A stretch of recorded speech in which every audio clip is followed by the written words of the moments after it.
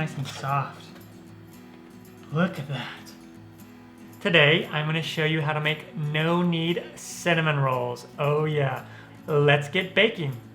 Down below in the description box, you'll find a link to my website where you can print out this recipe. Also, I have the ingredients listed there as well. To start, I have 1 1/2 cups of water that I've heated up between 100 and 110 degrees Fahrenheit. About a teaspoon of my sugar, and put that in there. And then 1 tablespoon of active dry yeast, or you could use instant yeast if you want. And then with a fork, let's just agitate this a little bit. And I'm going to let this sit for 5 to 10 minutes until it gets nice and foamy. I'm going to set this aside for a second. And I have 4 1/2 cups of flour here. I'm going to take my 1 1/2 teaspoons of salt and put that in there. And then with a whisk, just mix it in a little bit here. Okay. Set this back aside. Now in a large bowl, we'll go ahead and add in our yeast. And now we want to take our butter. This is 1/4 cup of butter, and melt it either on the stovetop or the microwave, just until barely melted. Just make sure it's not too hot. You don't want to kill the yeast at all. We'll take our 2/3 cup of sugar. You could also reduce the sugar to just a 1/2 cup if you want. And then we want to whisk up our eggs here.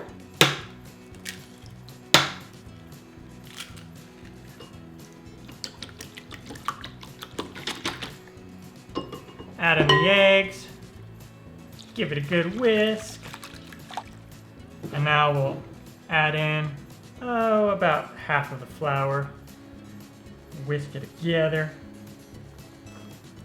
And at this point it's going to get too thick to use a whisk, so we'll switch over to our wooden spoon and we will add in a little bit more, about half more of that flour that's left. Stir that in, and then the dough is going to start to come together, and then dump the rest of that flour in.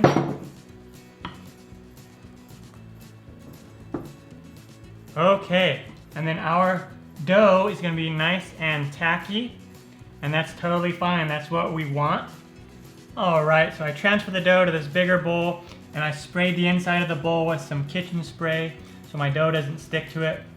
And then what we want to do is just cover it with a damp towel or cloth or plastic wrap, and then let it rise for 2.5 to 3 hours. We want the dough to at least double or triple in size. All right, the dough is just about done rising. I'm going to make the filling.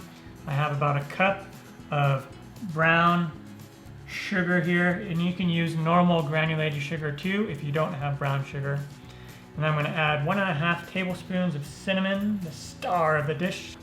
And let's just mix this together. And you can do some other options in the fillings. You can add nuts, like pecans, raisins, whatever else you want to add to this. And then 1 1/2 teaspoons of vanilla extract. Fantastic.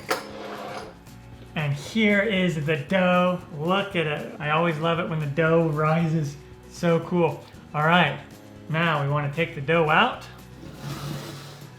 Take some flour.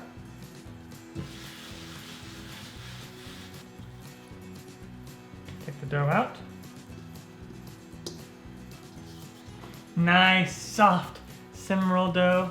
And I'm just going to let it get some of this flour. Add a little bit more. And then we want to roll this out. And we don't want to roll it too thin, but we want to just roll it into a large rectangle. And then what we want to do is we want to take about a 1/2 cup of softened butter. You may need more, you may use a little bit of less. And we're going to just baste this all on here.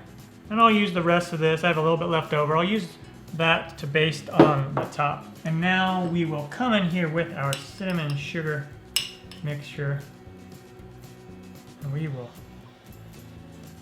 put it on there. Like so, and at this point, if you want to add raisins or nuts, you can add that on top as well, or you could add those in the dough. Now, we want to roll this up. And so what you'll do is you'll just take the edges and just go towards it like that, crimp them down, try to get them fairly tight. And now we want to cut this into our shapes. Now this is quite a bit of dough. This makes anywhere from 14 to 18 fairly large cinnamon rolls. And what we'll do is we want to cut this out. And you can use a knife. Sometimes the knife will damage it a little bit, like it pushes it down. So the trick that I learned a long time ago back in 8th grade cooking class was to use a piece of dental floss. And so you'll come in here with the piece of dental floss, you'll go underneath it, underneath the dough, and then you'll go across it like so and just pull. And then it makes a nice little cut without damaging the dough. All right. But again, you can just use your knife if you want.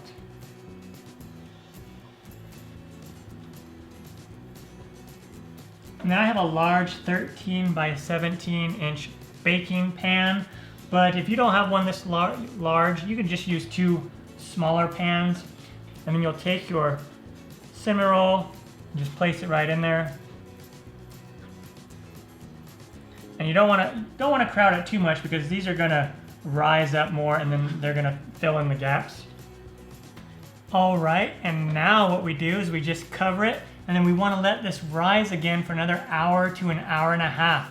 And then they're going to almost double in size. On to that step. All right, after the second rise, let me remove this plastic wrap and look at that. Amazing. And now we'll just come in here with some butter. And let's just go on the tops a little bit. And at this point also preheat your oven to 375 degrees Fahrenheit or 190 Celsius. Then we are going to bake this for 15 to 20 minutes until it's nice and golden brown on the top.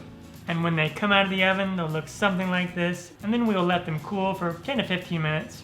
To make the cream cheese frosting, we will start with 16 ounces of softened room temperature cream cheese. We'll come in here with a hand mixer.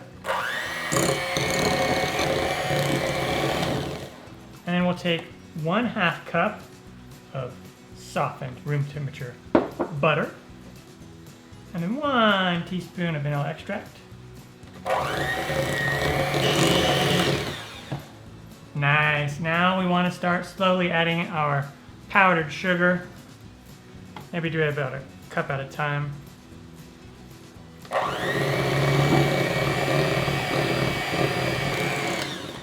This is 4 cups of powdered sugar, icing sugar, or confectioner's sugar.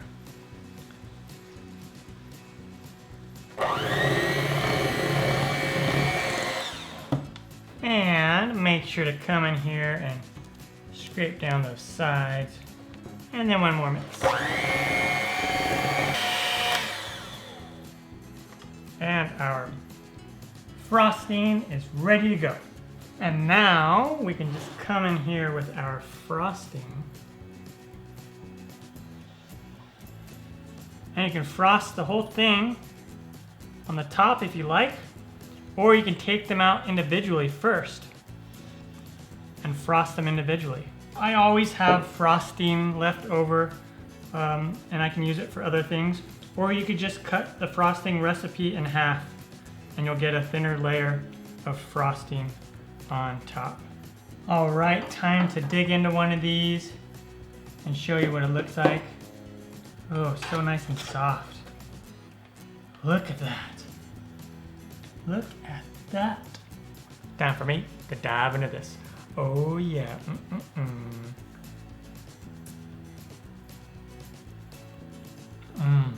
Mm-mm-mm. Mm-mm-mm.